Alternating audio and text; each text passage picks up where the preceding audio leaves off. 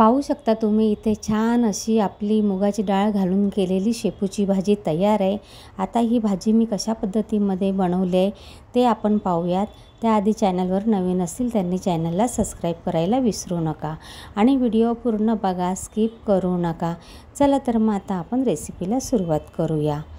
नमस्कार मंडळी, मी प्रमिला तेलंग, प्रमिलाज वर्ल्ड या माझ्या यूट्यूब चॅनलवर मी तुमच्या सर्वांचे खूप खूप मनापासून स्वागत करीत आहे।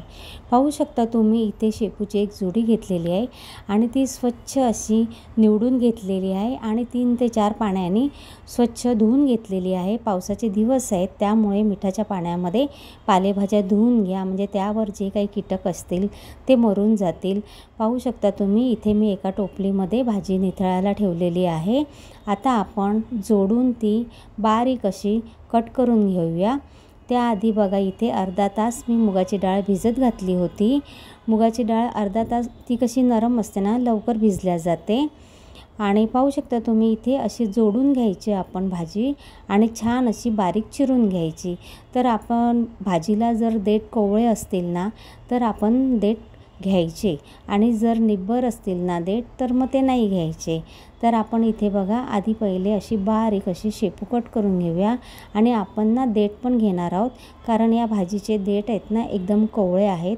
आता आपण बघा अशा पद्धतीमध्ये बारीक शेपू चिरून घ्यायची। तर आता इथे बघू शकता तुम्ही शेपूची भाजी बारीक अशी चिरून झालेली आहे। छान अशी हिरवी हिरवीगार अशी भाजी आहे। बघू शकता तुम्ही अशा पद्धतीमध्ये मी बारीक कट करून घेतलेली आहे। आणि आता कढई घेतलेली आहे, कढई चांगली तापून द्यायची। त्यामध्ये आपल्या आवडीनुसार तेल घ्यायचं। तेल चांगलं तापलं की त्यामध्ये पाव चमचा मी जिरं घातलेलं आहे।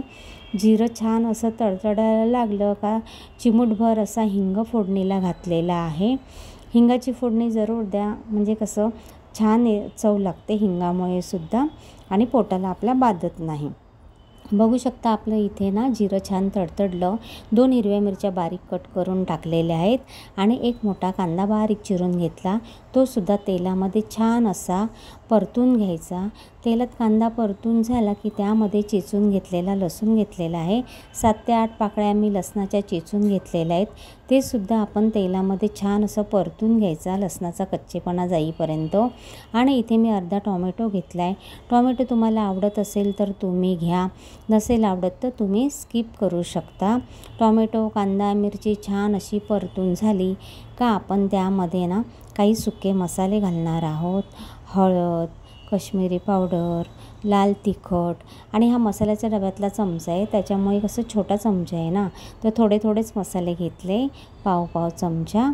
आणि बघा तुम्हाला जर नुसतं हिरवी मिरचीवर करायची असली शेपू तर तुम्ही हिरव्या मिरचीवर पण करू शकता।